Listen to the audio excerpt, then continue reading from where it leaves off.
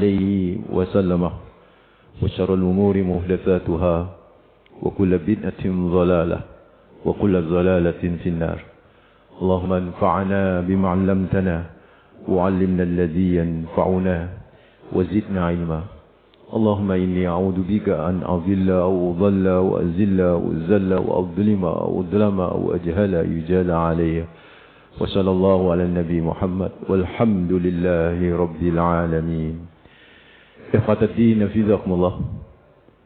Hadirin, hadirat, bapak-bapak, ibu-ibu, jamaah salat subuh Masjid Al-Maghfirah, hafizakumullah, semoga Allah menjaga kita, membimbing kita, memberi berkah, rahmat, keselamatan dunia akhirat. Amin ya rabbal alamin. Pertama, mari kita panjatkan rasa syukur yang mendalam. Kita haturkan hanya Allah rabbul alamin, Tuhan semesta alam ini yang begitu banyak memberikan kenikmatannya kepada kita, yang luar biasa karunia-Nya mengalir dalam hidup ini tak pernah berhenti. Karena itu semestinya bapak-bapak, ibu-ibu, tak berhenti pula mengalir dari jiwa kita rasa syukur kita kepada Allah. Minimal wujud syukur kita kepada Allah di setiap helaan nafas, tak lepas untuk selalu mengucapkan kalimat hamdalah alhamdulillahi rabbil alamin. Yang kedua tentu salam, sholawat terus kita persembahkan kepada manusia terbaik, teladan abadi bagi kita, Rasulullah Muhammad sallallahu alaihi wasallam, dengan ucapan terbaik juga, Allahumma shalli ala Sayyidina Muhammad wa ala ali Sayyidina Muhammad. Semoga salam, sholawat yang kita ucapkan diterima sebagai amal soleh dan kelak bisa menjadi syafaat bagi kita di hari akhir. Amin ya rabbal alamin. Bapak Ibu hafizakumullah, pagi ini saya ingin berbicara tentang toleransi yang indah di dalam Al-Quran. Kalau kita bicara toleransi, dalam fikir kita, toleransi itu enggak saling mencaci maki, kan begitu ya. Toleransi itu saling menghormati. Toleransi itu tidak perlu ngejek. Toleransi itu yang menjalankan apa yang diyakini dan menghormati keyakinan orang lain. Itu secara umum toleransi, dan toleransi dengan pemahaman seperti itu tidak salah, Pak. Yang menarik, kita ini sering mendengar bahwa Islam itu agama yang intoleran. Al-Quran itu ayat-ayatnya bicara tentang hal-hal yang mengandung unsur intoleransi. Ini yang saya agak prihatin dengan ungkapan-ungkapan itu. Meskipun ungkapan itu tidak masif sih. Hanya beberapa aja. Orang-orang yang mungkin terjangkit penyakit Islamfobia. Tetapi saudaraku, kalau kita kembali nih, mari kita lihat. Kita fair-fairan, Pak. Kita jujur-jujuran. Justru agama yang paling toleran itu Islam sesungguhnya. Kitab suci yang paling toleran Islam. Baik yang tersirat maupun yang tersurat. Itu Al-Quran, Pak. Memberikan konsep toleransi, praktek toleransi. Tidak hanya konsep, tapi praktek toleransi yang luar biasa. Yang tersirat, saya ingin kasih contoh saja yang tersirat. Bapak-bapak, ibu-ibu harus tahu dan harus paham, sekaligus harus yakin bahwa satu-satunya kitab suci, ini sampai sekarang nih Pak, saya belum menemukan. Satu-satunya kitab suci yang ada di dunia ini yang memperbincangkan agama lain dengan bahasa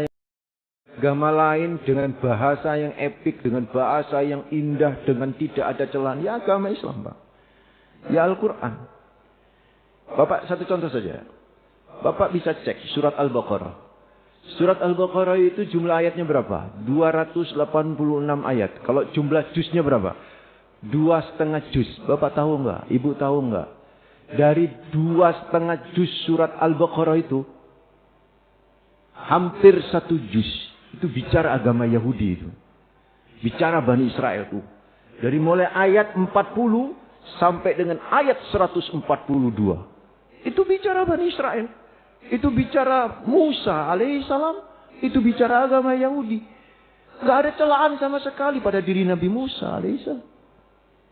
Belum lagi surat-surat yang lain, Pak. Banyak. Bahkan Nabi Musa itu disebut berulang-ulang oleh Allah di berbagai surat. Melebihi banyaknya penyebutan tentang sosok Nabi kita sendiri, Nabi Muhammad. Nabi Muhammad gak disebut banyak. Tapi Nabi Musa lebih banyak itu. Nabi Isa, saudaraku. Waduh. Nabi Isa diceritakan begitu keren oleh Allah Rabbul Alamin. Bahasa yang indah, Pak. Ibu Nabi Isa pun namanya dijadikan nama surat. Oh, kok toleran kayak begini nih, Pak. Coba bandingkan dengan kitab yang lain. Ada, Pak? Ada, saudara? Enggak ada. Kemarin saya bicara di radio Surah Muslim. Bicara yang sama. Ada pendengar yang mengatakan, itu ada, Pak Ustaz. Dia sebutkan berbeda. Itu otak-atik aja. Dan tidak ada afirmatif dari yang berwenang. Itu dari kalangan intelektual muslim sendiri. Oh, ini yang tersembunyi, yang disembunyikan, terus diungkap. Ini yang dimaksud oleh Muhammad, bla bla, macam-macam. Tapi berbeda dengan Al-Quran. Isa disebut Isa, saudara. Musa disebut Musa. Semua leluhur Bani Israel dimuliakan di dalam Al-Quran. Dari mulai Nabi Ibrahim, Nabi Ishak, Nabi Yakub, Nabi Yusuf. Yusuf sendiri itu ada satu surat namanya surat Yusuf, Pak. Dari mulai awal surat Yusuf itu kalau nggak salah ada 111 ayat. Dari mulai ayat pertama sampai ayat 111 itu bicara tentang Nabi Yusuf. Begitu detail, kronologis tentang drama dalam pentas dunia tentang Nabi Yusuf alaihissalam. Ini menunjukkan betapa luar biasa. Tetapi bagaimana sosok Nabi Muhammad di kitab-kitab mereka? Nggak disebut. Bahkan ya mohon maaf, memang mereka tidak melakukan. Tetapi kalau kita lihat, Pak, Nabi Muhammad ini dijadikan objek bulian. Nabi Muhammad dijadikan objek ejekan. Nabi Muhammad dijadikan objek hinaan. Itu yang terjadi, saudara. Di internet itu ada situs-situs tertentu yang begitu. Satu saat saya pernah diundang beberapa tahun yang lalu, Pak, sebelum pandemi, oleh sebuah universitas Kristen di Surabaya. Jangankan Bapak kaget, saya kok diundang Universitas Kristen. Saya sendiri kaget, Pak, diundang. Saya ditelepon oleh seorang ibu itu kan, dan ternyata ibu ini adalah staf atau kepala jurusan sebuah fakultas ekonomi bisnis di universitas itu. Saya tanya, ini dapat dari mana nomor saya? Dia cerita, dia punya teman di Jakarta. Dan dia mendapatkan telepon saya itu dari teman di Jakarta itu. Saya juga nggak kenal teman Jakarta itu siapa, Pak. Tapi seperti itu. Terus saya tanya, kenapa undang saya? Apa korelasinya dengan fakultas Anda? Saya tidak fak dalam persoalan bisnis, saya bilang begitu. Oh tidak, Pak. Ini bicara tentang mata kuliah Pancasila. Dan di antara mata kuliah Pancasila adalah ada konsentrasi tentang agama Islam. Kami kepingin mendengarkan tentang Islam dari orang yang memiliki kemampuan tentang Islam. Dan saya berharap Bapak itu bisa. Saya tanya, berapa jam? 2 jam. Terus saya tanya lagi, audiennya itu gimana? Bu, saya bilang begitu. Mohon maaf, Pak. Audiennya itu 95% non-Muslim, Kristen, Chinese. Hati saya yang ngomong, alhamdulillah, berarti ada 5% yang Muslim. Ternyata dia nambahi lagi, Pak. Dan yang 5%, Pak, itu ada Konghucu, ada Buddha, ada Hindu, ono Jawa, gitu. Bahkan ada yang agnostik. Agnostik itu semacam ateis, Pak. Saya tanya, Muslim ada? Nggak ada, Pak. Jadi otomatis 100% saya menghadapi non-Muslim. Saya tentu bingung ini mau bahas apa. Bayangin, Pak, ingin mengenalkan Islam hanya dengan 2 jam pada orang-orang non-Muslim, anak-anak muda yang bacaannya internet, situs-situs yang mungkin itu, dan itu nanti kebuka itu di sesi tanya jawab itu, yang menyudutkan Nabi Muhammad SAW. Dan alhamdulillah, qadarullah, hari Jumat itu jam 13 sampai jam 15 saya bicara sosok Nabi Muhammad, Pak. Sampai 2 jam. Kalau pertanyaan, ya wis entek jam itu. Memang tak gawe ngono ben Ismari Pak, maksud saya Pak. Mahasiswanya hampir 150 pada waktu di kelas Pak. Saya keluar, terus sama Ibu Kajur tadi diarahkan ke kantor, mau tanda tangan gitu. Oke, tanda tangan. Ternyata Ibu Kajur ini bilang, tunggu sebentar Pak ya, saya mau ngobrol dulu sama mahasiswa. Ngobrol pakai bahasa Inggris, saya bisa mendengar. Selesai ngobrol dia datang lagi ke kantor tuh Pak dan nemui saya. Mohon maaf Pak Ustadz. Dia nggak manggil Ustadz ya. Mohon maaf Pak. Ini ternyata mahasiswa hasil diskusi barusan beberapa menit meminta Pak Ustadz untuk tampil lagi 1 jam karena mereka kurang puas gitu. Saya Pak, jangankan 1 jam. Ngomong manis 10 menit bingung Pak, mau ngomong apa lagi. Wis kentian materi Pak. 2 jam itu stantekno kabeh. Kalau saya ngomong sama bapak-bapak yang muslim, wah, no problem, bisa comot sana, comot sini. Ini gini, kayak begini ini kan agak berat. Waduh, sudah saya selawatan aja. Dan nggak boleh kan seorang dai menolak itu, apalagi kepada non muslim itu. Menolak Pak. Ya saya bilang, oh siap dalam hati saya. Bismillah, siap. Saya bilang gitu kan. Udah dari kantor tuh Pak menuju ke ruang kelas itu belum ada apa yang mau saya bicarakan. Yang ada cuma sholawat, saya sholawat ke Rasulullah, saya sholawat ke Nabi Muhammad. Terus kemudian mau naik mimbar tuh belum tahu juga. Baru setelah dalam hati saya ngomong Bismillah. Saya nggak mengucapkan salam Pak, waktu itu non muslim semua. Saya mengucapkan selamat sore adik-adik. Nah saya ngomong selamat sore itu tiba-tiba muncul itu di ide. Saya ngomongin, keluar Pak, hampir 40 menit. Sisanya saya buat pertanyaan. Nah ketika pertanyaan inilah ketahuan Bapak-bapak. Jadi anak-anak kita ini Pak, anak-anak muda semua nih. Pertanyaannya semua tentang sosok Nabi Muhammad dan negatif Pak.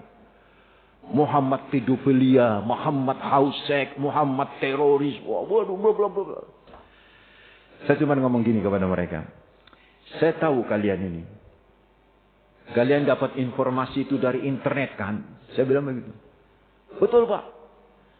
Kalian diajarkan dalam dunia universitas, dalam dunia kampus, bahwa segala sesuatu itu harus berdasarkan ilmiah. Sepakat. Dan salah satu contoh bahwa sesuatu itu ilmiah, sumber untuk menjadikan sesuatu itu ilmiah dari seseorang yang punya otoritatif dalam persoalan, dalam hal ini adalah Islam. Kalian sepakat. Kalian tahu nggak siapa yang paling otoritatif dalam ilmu agama Islam di ruangan ini? Tidak ada lain adalah saya. Saya bilang begitu Pak. Ya karena kan nggak mungkin ngomong.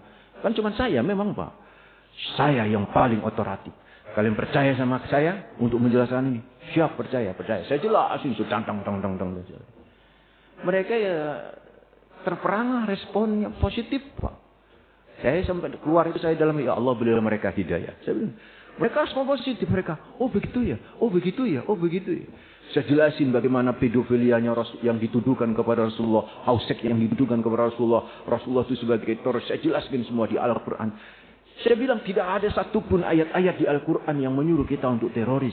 Tidak ada satupun ayat Al-Quran untuk kita mengecam agama lain. Tidak ada satupun, saya bilang begitu.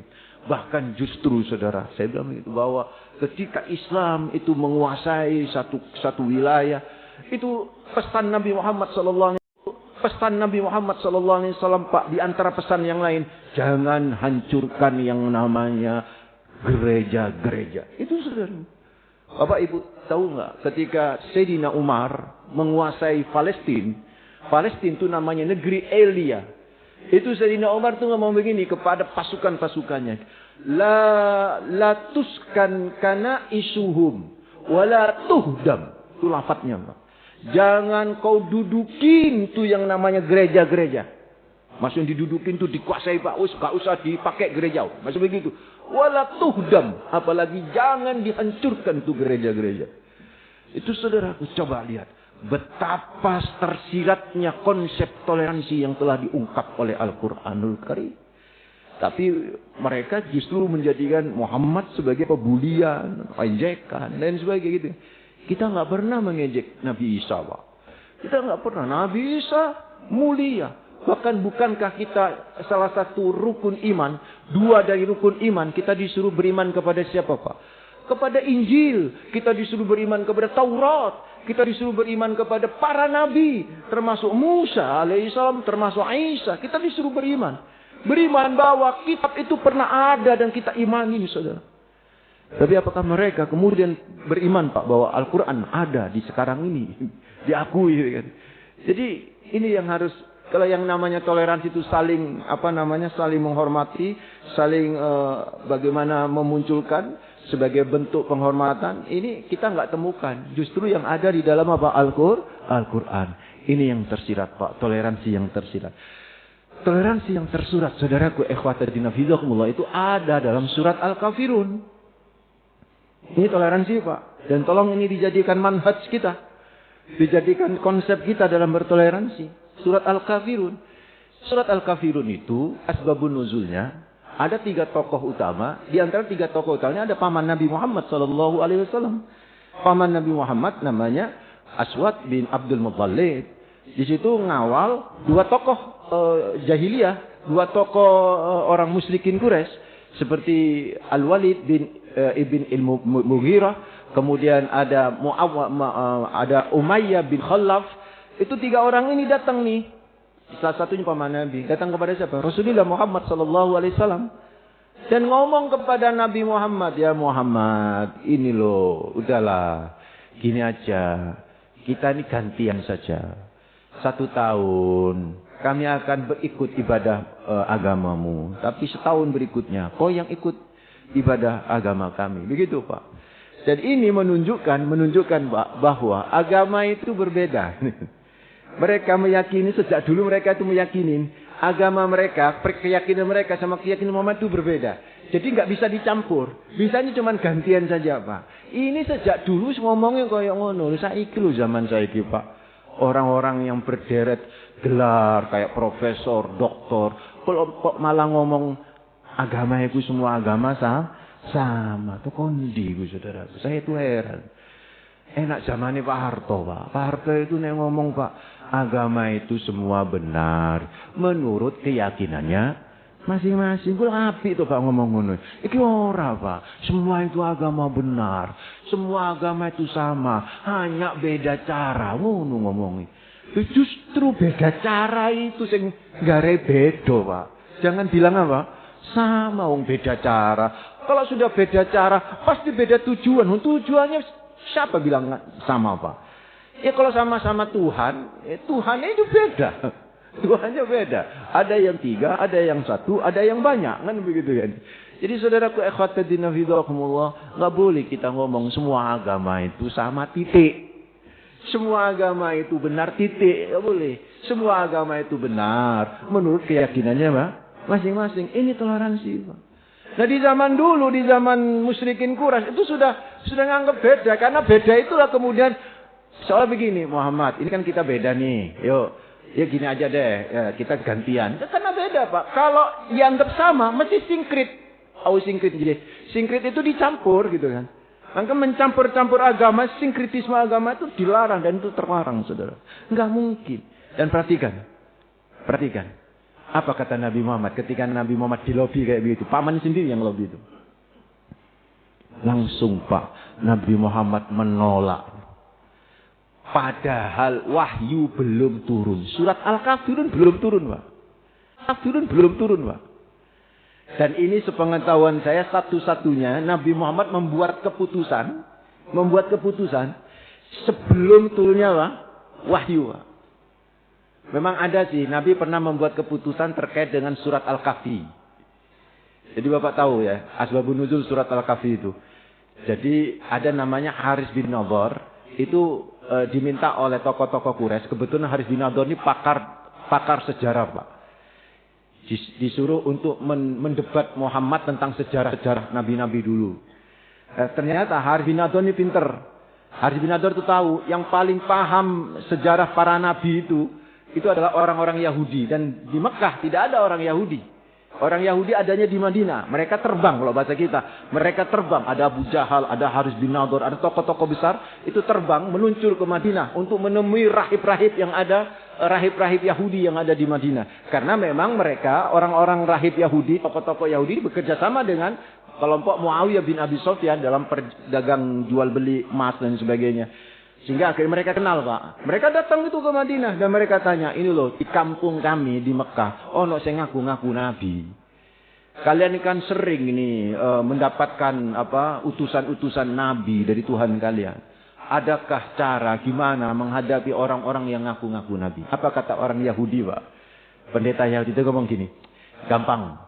Kalian tanyakan 3 hal kepada dia. Kalau dia bisa jawab, maka dia nabi. Oh iya. Apa itu? Haris bin Nadhr, Pak. Tokoh intelektual, sejarawan, budayawan, musyrikin Quraisy. Itu sampai tertarik. Apa 3 hal? 1. Tanyakan tentang Ashabul Kahfi. Kisahnya kayak apa? 2. Tanyakan tentang Zulkarnain. Kisahnya kayak apa? 3. Tanyakan tentang kapan tuh kiamat. Kalau dia bisa jawab 3 hal ini, dia nabi. Itu Haris bin Nadhr, budayawan, sejarawan, belum pernah mendengar kisah Ashabul Kahfi, Pak. Belum pernah mendengar bagaimana perjalanan Zulkarnain. Maka Haris bin Nadhr berkata, wah pas ini, isok ngantemi Muhammad. Kan begitu mikirnya. Akhirnya balik mana ke kota Mekah, ngobrol sama tokoh-tokoh musyrikin Quraisy. Senang itu musyrikin Quraisy, gak mungkin Muhammad bisa jawab. Akhirnya didatangi Nabi Muhammad, Pak, oleh Haris bin Nadhr. Muhammad, kita ini baru percaya kalau kau bisa jawab 3 hal tentang kenabian dirimu. Oh ya, apa itu? Disebutkan 3 hal ini. Apa Nabi Muhammad bilang, Pak? Nah ini nih, yang tadi langsung Nabi Muhammad mutusin. Belum nunggu konfirmasi dari Allah itu, Pak.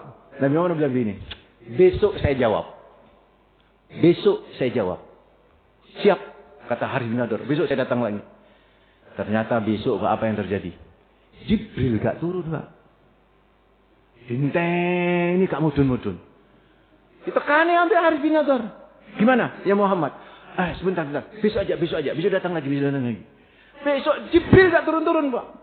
Sampai konon 15 hari Jibril tidak turun, Pak. Baru 15 hari ada menyatakan hari 40 hari, Pak. Itu sing jenenge Nabi Muhammad itu kepelingan itu. Gimana Jibril gak turun? Maka di surat Al-Kahfi itu kan akhirnya turun surat Al-Kahfi kan, menceritakan Ashabul Kahfi, Zulkarnain, tentang kiamat. Terus ada kata kan tentang insya Allah, ditegur Nabi Muhammad. Kalau janji jangan ngomong besok kamu. Ngomong apa? Insya Allah besok. Nah, itu kan maka di surat Al-Kahfi itu ada kata-kata itu. Itu saudaraku. Nah, tetapi ini kan tidak langsung mutusin, cuman berkata besok saja. Beda dengan surat Al-Kafirun. Surat Al-Kafirunnya belum turun, Pak. Nabi Muhammad sudah bilang apa? Enggak bisa. Gitu, Pak. Enggak bisa. Kenapa, Pak, Ibu? Nabi Muhammad sudah menjawab. Padahal wahyu surat Al-Kafirun belum turun. Sudah menjawab, tidak bisa. Karena memang secara logika, Pak, mencampur-campur agama. Bergantian beribadah dengan agama yang berbeda keyakinan. Itu tak masuk akal, Pak.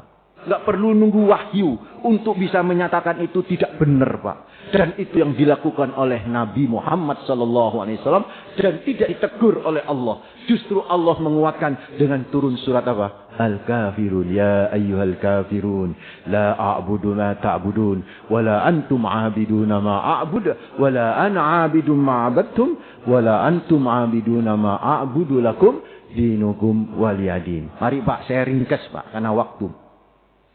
Ada beberapa teori yang harus kita praktekkan toleransi ini. Yang pertama, saudaraku, ikhwatuddin hafizahumullah. Di sini ada kata-kata kul ya ayyuhal kafirun. Pak, di mana kita senyum, Pak. Tapi lanjutin ayatnya. La a'budu ma ta'budun. Wala antum 'abiduna ma'bud. Wala ana 'abidum ma'abadtum. Wala antum abiduna ma'bud lakum dinukum waliyadin. Saya ringkas saja, Pak, saya ringkas. Bapak coba cek ayat yang kedua ini. Ayat yang kedua apa? La a'budu ma ta'budun. Saya itu senang ngaji di Masjid Al-Maghfirah itu, Pak, karena jamaahnya itu rata-rata sudah hafal Quran. Jadi enggak pegang Al-Quran, enggak buka Al-Quran, sudah langsung bisa mencongak, Pak, ya. Coba perhatikan, Pak. Ayat yang kedua tadi apa? La a'budu ma ta'budun. Itu artinya apa Pak terjemahnya? La a'budu, aku tidak menyembah. Ma ta'budu, la a'budu ma ta'budun. Apa yang sedang kalian sembah. Kan begitu ya? Oke. Bandingkan dengan ayat yang keempat Pak. Wala ana abidum ma abattum. Dan saya tidak menjadi penyembah apa yang telah kalian sembah. Beda nggak Pak? Terjemahnya. Beda nggak? Kalau lafadznya kan beda tuh kan ya. Yang pertama, yang ayat kedua apa? La a'budu. Sedangkan ayat yang keempat, la ana abidun. Kan betul kan? La ana abidun. Terus yang pertama ayat kedua, la a'budu. Yang pertama tadi apa? La a'budu artinya apa? Saya tidak. Itu kan Nabi kan ngomong kan. Saya tidak menyembah. Bla bla bla bla. Titik. Oke? Terus yang ayat keempat itu apa? Wala ana abidum. Dan saya tidak menjadi penyembah apa yang telah kalian sembah. Kan begitu tuh. Apa bedanya antara saya tidak menyembah sama saya tidak menjadi penyembah? Dalam bahasa Indonesia. Karena beda nih Pak. Saya tidak menyembah. Orang yang tidak menyembah berarti tidak penyembah. Kan begitu. Saya tidak menjadi penyembah. Orang yang tidak menjadi penyembah berarti tidak menyembah. What's difference? Apa bedanya? Itulah Pak. Ngapunten. Nek belajar tafsir, itu belajar sama orang yang bisa bahasa Al-Quran. Bukan bisa bahasa Indonesia Pak. Kalau belajar tafsir kepada orang yang bisa bahasa Indonesia, nanti pakai terjemahan. Saya tidak mengapa pakai terjemahan, no problem. Itu sebagai pelengkap. Tapi kalau gurunya nggak boleh Pak pakai terjemahan Pak. Harus pakai apa? Teks aslinya. Nah ini kayak begini nih kan. Kalau terjemahannya kan mirip-mirip Pak. Saya tidak menyembah sama saya tidak menjadi apa? Penyembah. Kalau bodoh saja. Tapi kalau kembali teksnya kan berbeda teksnya. Coba teksnya. La a'budu sama apa? La ana abidun. Kan begitu kan? Mari kita lihat Pak. La a'budu. Saya tidak menyembah. Itu fi'il mudhari'. Yang dalam bahasa Indonesia atau bahasa Inggris. Present continuous. Kata kerja. Present continuous. Seolah Nabi berkata kepada mereka orang kafir. La a'budu ma ta'budun. Saya tidak melakukan. Karena kan kata kerja kan. Saya tidak melakukan penyembahan mulai present sekarang. Continuous sampai seterusnya. Apa yang sedang kalian sembah. Begitu Pak. Sedangkan yang ayat keempat itu apa? Wala ana abidun. Abidun itu apa? Bukan fi'il, bukan kata kerja. Abidun itu isim fa'il. Isim fa'il atau noun. Noun itu kata benda pelaku. Kata benda Pak. Jadi seolah yang ayat kedua itu teorinya, toleransi itu, nggak boleh kita melakukan aktivitas sesembahan orang lain Pak. Ikut-ikut sesembahan orang lain. Melakukan, oke? Sedangkan ayat yang keempat itu memberikan teori wala ana abidum ma'abattum. Dan saya kata Nabi tidak menggunakan benda. Kan itu abidun kan benda. Benda-benda yang dijadikan alat peribadatan diri kalian atau benda-benda yang menjadi simbol peribadatan agama kalian. Dengan bahasa lain, toleransi Pak, nggak boleh ikut-ikutan ibadah agama lain. Satu. Yang kedua ini apa tadi? Tidak boleh menggunakan benda, atribut yang menjadi simbol agama lain. Dan ayat 35 lain. Dan ayat 35 itu sama. Kalian pun juga sama. Tidak boleh mengikuti agama peribadatan agama kami dan tidak boleh menggunakan benda-benda agama. Enggak boleh Pak orang Kristen ikut-ikutan sholat gitu misalnya. Enggak boleh Pak. Apa kok ikut sholat? Aku menghormati koncoku melok sholat. Ora, harus login dulu Pak. Baru bisa sholat. Sama halnya kita juga enggak boleh ikut peribadatan penghelatan Natal mereka. Tidak boleh kecuali kalau sudah login ke sana, baru silakan. Tapi kalau masih muslim, tak boleh itu saudara. Tak boleh kita juga menggunakan benda-benda. yang mereka menjadi simbol mereka. Dan terakhir apa? Lakum dinukum waliyadin. Kata Ibnu Qayyim Al-Jauzi, lakum dinukum waliyadin itu tidak boleh saling mencaci, Pak. Agamamu, lakonono dhewe. Wis praktekno ramuten umatmu. Agamaku Islam, ya agamaku. Tak lakoni ajaran Islam, tak ramut yang jenenge umatku. Gak boleh saling mencaci maki satu sama lain. Itu kata Ibnu Qayyim Al-Jauzi. Karena itulah beliau menukil sebuah ayat yang lain. Surat Al-An'am ayat 105. Wala tasubbul ladina yad'una min dunillah fayasubbullah adwan bighairi ilm. Janganlah kalian mencaci maki Tuhan yang lain. Karena bisa jadi mereka akan mencaci Tuhan Allah tanpa pengetahuan dan penuh kebencian. Jadi inilah toleransi yang benar, saudara. Yang terakhir toleransi itu apa? Itu tadi kan urusan akidah. Kalau urusan sosial, kalau urusan kemanusiaan, yo sinergi, Pak, saling bantu membantu. Bapak onok tonggo non muslim kelaparan, Pak, bantuin, Pak, nggak usah ndelok agama, Pak. Makanya ngapunten ya, kecuali Imam Syafi'i. Sepengetahuan kecuali Imam Syafi'i, Imam Malik itu membolehkan, beberapa ulama membolehkan zakat fitri diberikan kepada non muslim. Karena ayatnya jelaskan, Pak. Innamas shadaqatu lil fuqara'i wal masakin. Al-ayat. Sesungguhnya zakat itu untuk orang fakir dan miskin. Tidak disebut fakir ni muslim atau fakir ni miskin ni muslim. Tidak disebut. Sehingga ada ulama yang menyatakan boleh orang fakir non muslim diberi zakat. Kalau dia memang masuk kategori fakir, saudaraku. Tak perlu melihat. Bahkan kurban non muslim boleh diberikan, Pak. Tapi Imam Syafi'i nggak mau.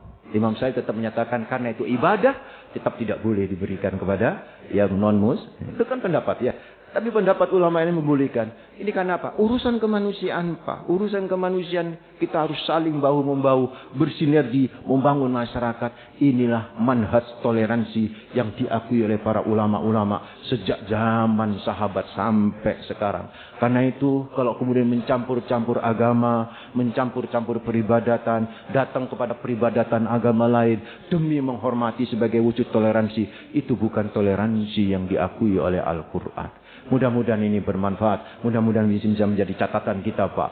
Bertoleransi itu benar-benar indah kalau menurut Al-Quran. Wallahu a'lam bishawab. Mungkin ada yang mau ditanyakan? Silakan.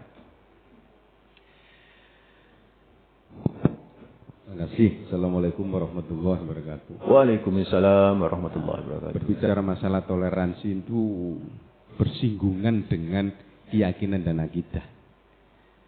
Contoh, kalau cara atau beribadahnya mungkin beda, tapi ini berkaitan dengan Natal. Kita banyak teman Nasrani. Ini hal ucapan aja. Sering mengucapkan selamat Natal. Gus Dur pun juga pernah mengatakan itu, selamat Natal. Intinya ini apa, Ustaz? Apakah kita boleh mengucapkan selamat Natal sepanjang keyakinan atau hati kita itu tidak? Padahal ini kalau orang mengucapkan selamat itu kan mengakui. Mohon penjelasannya, Ustaz. Baik. Memang itu saya tunggu-tunggu pertanyaan ini kan pasti takoi. Tiap tahun juga seperti itu pertanyaan ke saya, Pak. Saya kan mengasuh tanya jawab syariat juga. Mesti tiap tahun gitu kan. Jadi bedakan antara mengucapkan selamat Natal sama mendatangi perayaan Natal. Kalau mendatangi perayaan Natal, Pak, itu muttafaqun alaih, ittifaqan, sepakat sejak zaman Buya Hamka itu rawoleh, Pak, dilarang keras. Tidak begitu cara kita menghormati saudara-saudara kita, dulur-dulur kita yang merayakan apa? Natal. Bukan dengan mendatangkan acara Natal bersama. Kan biasanya begitu kan ya? Nggak boleh itu. Begitu kan ya? Nggak boleh itu. Tetapi kalau mengucapkan selamat Natal, itu masuk wilayah ijtihadiyah. Itu masuk wilayah ijtihadiyah. Ijtihadiyah itu tidak masuk wilayah usul, Pak. Kalau yang pertama tadi, mutafak. Itu usul, Pak. Sepakat, sudah nggak ada perbedaan pendapat. Kalau mengucapkan selamat Natal ini, masih berbeda pendapat di kalangan para ulama sendiri. Jadi kalau seperti misal Profesor Dr. Yusuf Qaradawi, bukan hanya Gus Dur, Pak. Profesor Dr. Yusuf Qaradawi, terus Syekh Ali Jum'ah, Grand Syekh yang ada di Mesir. Itu membolehkan, Pak. Termasuk guru saya sendiri, Profesor Dr. Wahb Az-Zuhaili yang punya kitab tafsir 18 jilid itu, Pak. Itu termasuk yang membolehkan. Ucapan Natal itu, selama tidak meyakini, itu membolehkan. Tetapi ada juga yang mengharamkan, Pak. Yang mengharamkan ini adalah kelompok dari kalangan ulama-ulama madhab Hanabilah. Yang kemudian diadopsi oleh ulama-ulama Saudi. Itu memang mengharamkan. Termasuk di dalamnya adalah Ibnu Qayyim Al-Jauzi, itu termasuk yang mengharamkan. Jadi ya ini berbeda. Dalil yang membolehkannya, karena ucapan selamat itu adalah ucapan muamalat. Ya, kayak selamat pagi, itu kan muamalat, Pak. Bagaimana kita berinteraksi dengan masyarakat. Ya. Pagi, Pak, pagi. Itu kan ucapan ucapan muamalat. Gitu kan. Karena ini ucapan muamalat, maka ini tidak masuk ranah akidah, katanya begitu, kata para ulama. Nah, dalilnya surat Al-Mumtahanah ayat yang ke-18. Dalam surat Al-Mumtahanah ayat ke-18 Allah menyatakan, "Wala la yanhaakumullahu 'anil ladzina lam yuqatilukum fid din wa lam yukhrijukum min diyarikum an tabarruhum wa tuqsitu ilaihim innallaha yuhibbul muqsitin." Kata Allah, enggak dilarang, kata Allah.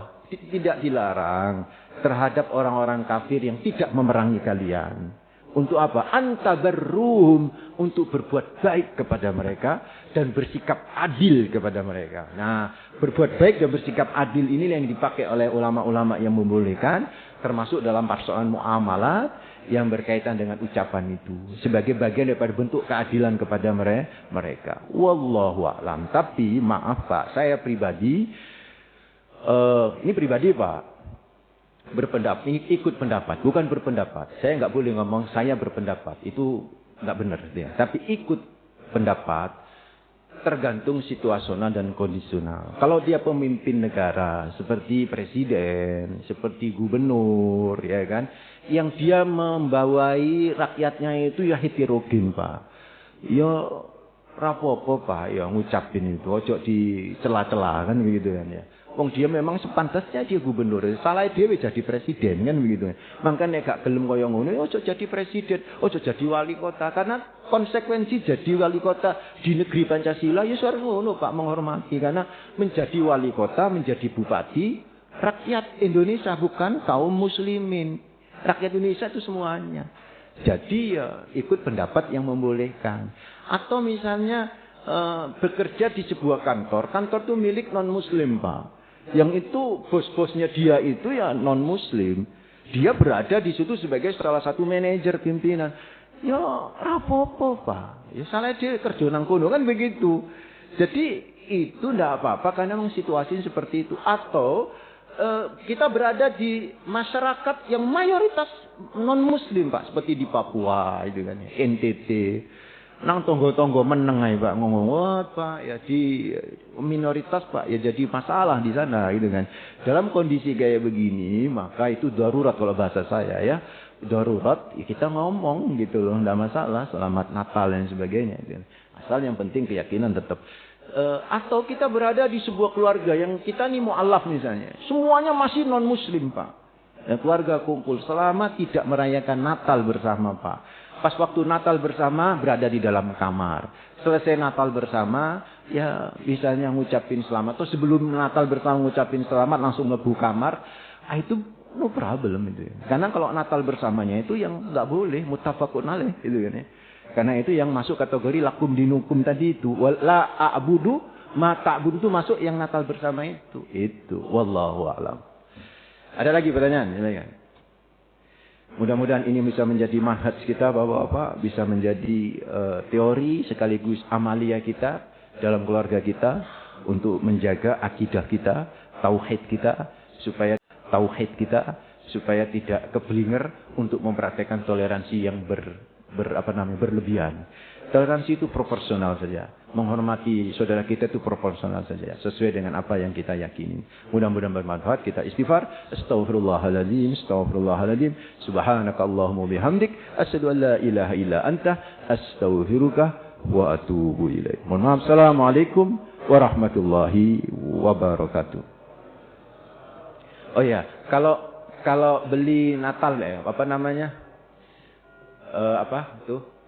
Beli diskonan karena Natal, Pak. Boleh nggak? Boleh. Kalau diskon, cari diskonan karena pas waktu Natal kan diskon banyak, boleh, Pak.